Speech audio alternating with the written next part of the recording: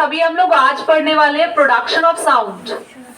Production of sound को पढ़ने के लिए I want you all should touch your throat. Touch करेंगे इसको, नेक को टच करेंगे अपने। So once you are gonna touch your neck and you just need to speak something, कुछ भी थोड़ा सा हल्की आवाज में आपको बोलना है। And you will feel a vibration here. Will you feel a vibration here? Pause करें क्योंकि मैं चाहती हूँ कि हमारा, पता नहीं ना कुछ ने बुरा बोला हो तो उनको पता चल जाएगा। टेक्निकली मुझे नहीं पता था पर कुछ एक्सप्रेशंस के साथ पता चल गया था कि हाँ कहीं से कुछ नेगेटिव वाइब्स भी क्लास में उठी हैं। तो वो नेगेटिव वाइब्स के लिए आई सैल्यूट देयर पेरेंट्स कि बहुत बढ़िया सिखाया, बहुत बढ़िया बोला उन्होंने। Now listen to me. देखिए आप देख सकते हैं, कोई बात नहीं, हो गया जो होता रहता है। तो whenever It is gonna touch your throat. You will feel a vibration over there. आप अभी घर जाके, अब जब आप बोलेंगे आपको बोलने का भरपूर मौका मिलेगा, आपको बिल्कुल चुप बैठना है। तो आप देखेंगे कि your neck has a vibration over there, क्योंकि हमारे गले में वोकल कॉर्ड होती है। वो आप सबने देखी है। जब वो जियान ना डोरेमोन वाले में चीखता है ना, मैं हूँ जियान, वो कैमरा अंदर तक जाता है उसके मुंह के, तो वो गर्दन में ऐसे हिलती हुई नजर आती है। I got noted down. I thought this is the best example when everyone see the vocal cord. देखा है ना, दैट्स अ वोकल कॉर्ड। वो ऐसे हिलती है। हाँ, तो हाँ जैसे वो बलून कह सकते हैं, बिल्कुल बिना फूला वो बलून ऐसे। तो that's a vocal cord inside your throat. It starts vibrate और वाइब्रेशन से हमारे साउंड प्रोड्यूस होता है। You have a guitar? Yes. Okay, very good. So do you play guitar? No. Why do you have? Sell it out. देखिए ध्यान से, जब आपके पास गिटार है आप उसे लेके ऐसे खड़े हैं फोटो क्लिक कराने के लिए, अरमान ने गिटार लिया हुआ है कि I wanna give pose like sometimes somebody, समझ रहे हो? तो जब वो गिटार को रख के ऐसे खड़ा हुआ है तो कोई साउंड आएगा? He needs to make the vibration get produced in the guitar by keep moving the strings. वो strings को हिलाते हैं हम, डिंग डिंग डिंग डिंग, तो उसमें से आवाज आती है गिटार से, right? School drum, when it beats, दूसरी तरफ हाथ लगा के देखना, आवाज आती है उसमें, है ना? नहीं तो आपके घर के स्पीकर्स, हाँ है ना? देखो कल जो तुमने धूम मचा रखी थी, सबके घर के आगे स्पीकर्स लगे हुए थे। तो चलो ध्यान से देखो, अभी पढ़ने पे ध्यान दो तुम लोग। इधर उधर हो गया, बहुत हो गया, अभी वापस आ जाओ अपनी रियल लाइफ में। तुम्हें भगवान जी पास नहीं कराएंगे, पढ़ना खुद ही, मेहनत से ही पास होना है तुम लोगों को। सब बच्चों को अपनी मेहनत से पास होना है। Back to your original life now. So you touch the speaker, तो you feel a vibration over there and हमें वाइब्रेशन फील होता है। वहां से आ जाओ बेटा, आपके लिए चेयर ऑलरेडी खाली कर रखे तन मैंने।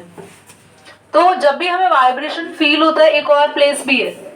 यू विल फील, जब बहुत तेज गाने चलते हैं तो घर की जो शीशे की खिड़कियां होती है ना, उसमें शीशे लगते हैं, वो करके हिलती है, राइट? आप एक काम करना, बहुत तेज लाउड म्यूजिक चलाना और स्पीकर के साथ में ना एक ग्लास में पानी रख देना। आप देखना पानी में ना ऐसे ऐसे वेव्स बनती है, पानी वाइब्रेट होता है। हाँ, पानी रखा था ना ग्लास में। I kept it on top of the speaker and it fell. She kept it on the top of the speaker. She want to like recreate that thing on the speaker. She want to recreate that one on the speaker. And you know water fell in the speaker. She is saying that. Yeah. Very good, very good. ऐसा कुछ नहीं करना है, vibration समझ में आ गया। तो जहां कहीं पे भी आवाज अगर प्रोड्यूस हो रही है तो there must be something that will going to move very fast and vibration वहां प्रोड्यूस हो रहे हैं। बेटा बस अभी ये पढ़ा है प्रोडक्शन ऑफ साउंड कैसे होती है, वाइब्रेशन से। आप अपने नेक को टच करते हैं और आप आवाज निकालते हैं, बोलते हैं, तो आप फील करते हैं ना वाइब्रेशन हो रहा है। हाँ, तो वो एक इंडिकेशन है कि कभी भी किसी चीज में भी साउंड आती है तो दैट्स एन इंडिकेशन कि वहां पर वाइब्रेशंस है। पॉज करें क्लास। हमारे टीवी, हमारा रेडियो, जिस भी इंस्ट्रूमेंट में आवाज आती है, स्पेशली जहां हम वीडियो या ऑडियो चीजें सुनते हैं, इंस्ट्रूमेंट के अंदर से आवाज आती है, इस डायफ्रागम की वजह से आती है। डायफ्रागम एक मेम्ब्रेन है जो टीवी में, रेडियो में लगी होती है, जो कि वाइब्रेट करती है, हिलती है, जिसकी वजह से हमें आवाज आती है। इट्स अ फ्लेक्सिबल मेम्ब्रेन, ठीक है? और आपको एक और बात बताते हैं, एक एक्सपेरिमेंट समझाते हैं, ध्यान से सुनेंगे। ये हमारे पास एक स्टील का इस तरीके से एक इंस्ट्रूमेंट होता है जिसको ट्यूनिंग फॉर्क कहते हैं, और हम है ना इस ट्यूनिंग फॉर्क को लेते हैं, समझ लो फिलहाल, समझने के लिए यही काफी है। मेरे पास एक example, I mean not beat it, ये ऐसे चिपकता नहीं है, ये पास नहीं आता, दूर दूर ही रहता है। हम ऐसे ऐसे करते हैं किसी एक प्लेस पर, we gonna stick it out. जब इसे प्लेस को स्टिक कर रहे हैं तो क्या इस ट्यूनिंग फॉर्क में वाइब्रेशंस आ जाएंगी? और अब क्या करेंगे, पानी का ग्लास लेकर आएंगे और इसको पूरा टच नहीं करना पानी की सरफेस पे। पानी का glass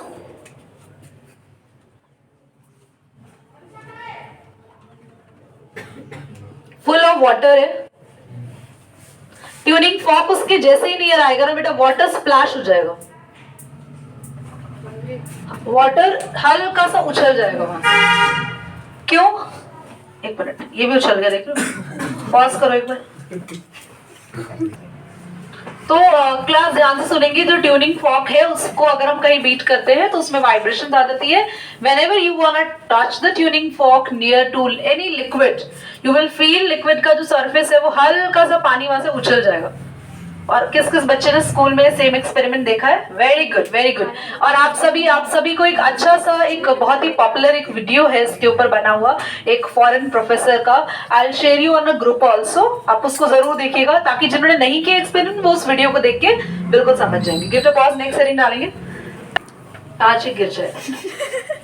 so sound needs a material और मीडियम टू ट्रैवल। इसमें हम क्या पढ़ने वाले हैं कि actually sounds are basically mechanical waves. Do you know what's mechanical?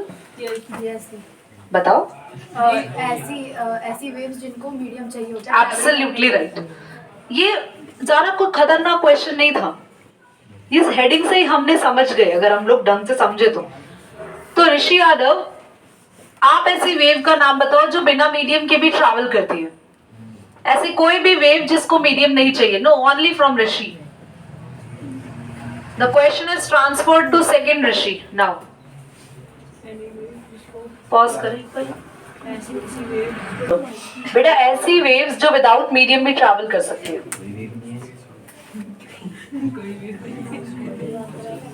There are lot of waves which travels without any medium.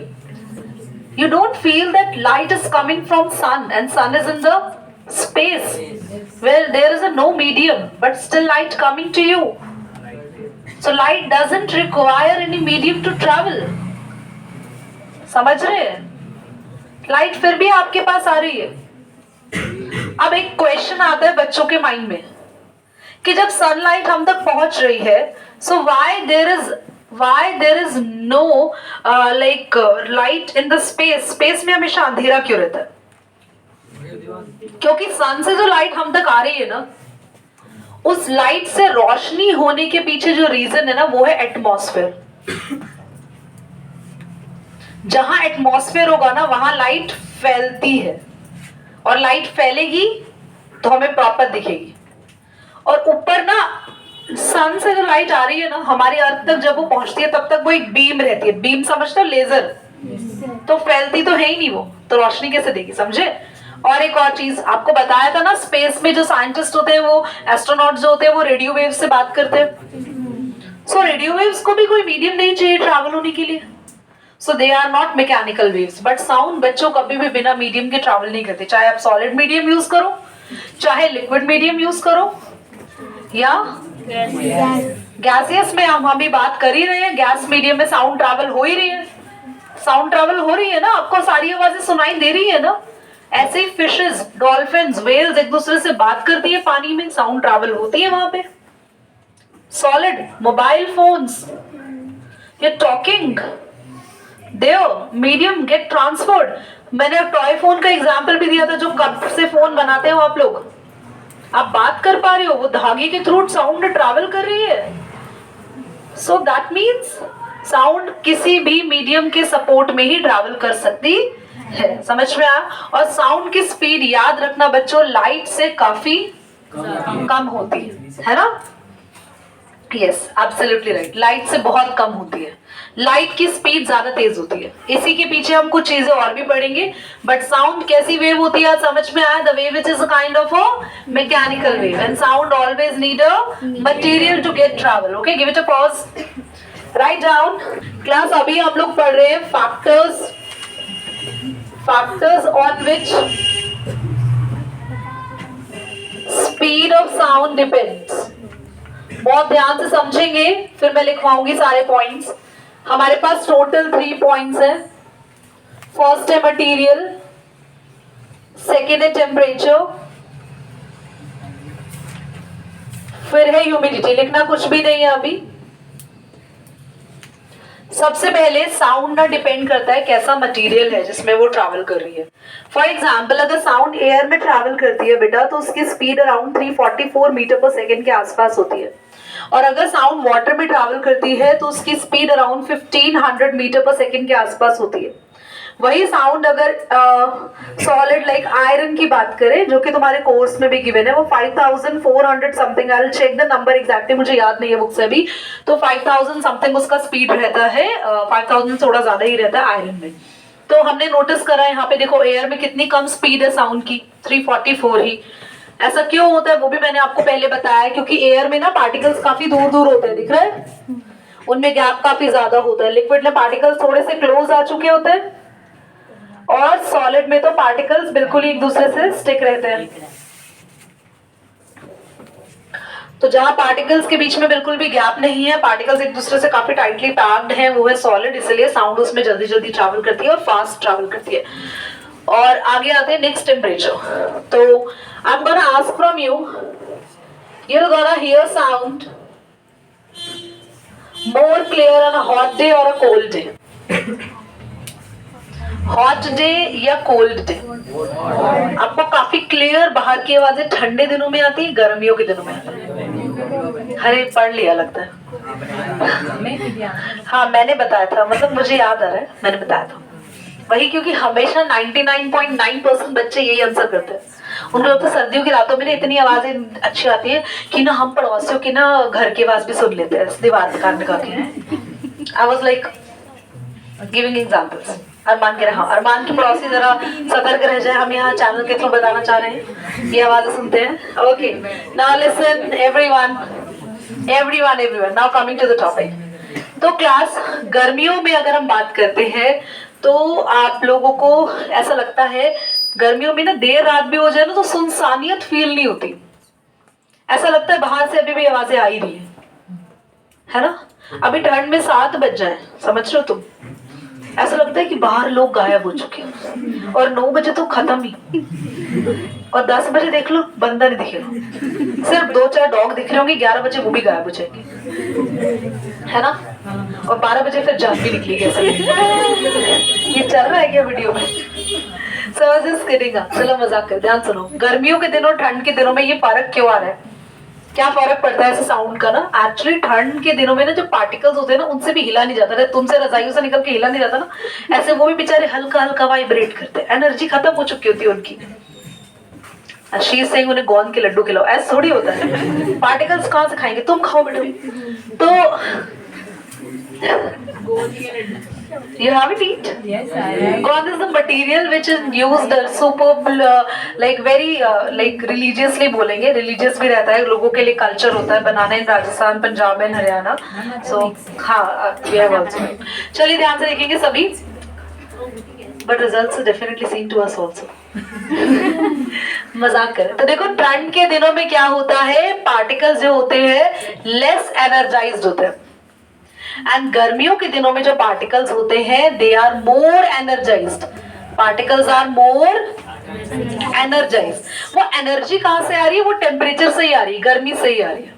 आप खुद ही देख लो ना, ज्यादा ठंड में ना अगर 2-4 बार आप हाथ धो लो ना ठंडे पानी से, आप ऐसे घुमा ही नहीं पाते हो हाथों को, ऐसे ऐसे करके अदिति धो लेती है। अदिति ने ना अभी सोप अप्लाई किया, समझ रहे हो तुम, उसके बाद अदिति ने दोबारा हाथ ऐसे घुमाया ही नहीं, इसको इतना ठंड लग गई, ये बस पानी चला के ऐसे ऐसे धो लेती, और हाथ ऐसे थोड़ी देर तक बाहर ऐसे ही रहता है इसको, वो ऐसे ही नहीं होती फिंगर्स। हाँ नोटिस्ड, ठंड में हो जाता है यार, तो ठंड में पार्टिकल्स इतने ज्यादा लेस एनर्जाइज्ड होते हैं तो हमारी बॉडी भी लेस एनर्जाइज्ड होती है। समझ में आ रहा है आप लोगों को? तो आपको यही रीजन लिखकर आना है। इन ध्यान सुनो, इन winters the particles which are there in nature, they are having very less energy, but in comparison to summers because temperature is high, temperature क्या है समर्स में? हाई है। पार्टिकल्स के पास एनर्जी ज्यादा है, और ज्यादा एनर्जी है तो जल्दी जल्दी वाइब्रेट करेंगे और साउंड जल्दी जल्दी सुनाई देंगे। तो टेम्परेचर जितना हाई होता है साउंड उतना फास्ट ट्रैवल करती है। नाउ आते हैं ह्यूमिडिटी पे।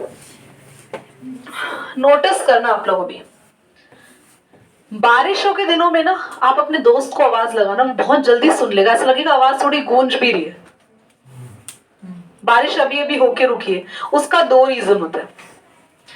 पहला रीजन, अभी तक देखो ऐसे आपके आसपास ना एयर थी, एयर में सिर्फ पार्टिकल्स थे, सॉरी एयर ऐसा कहेंगे, सुनो ये आप हो,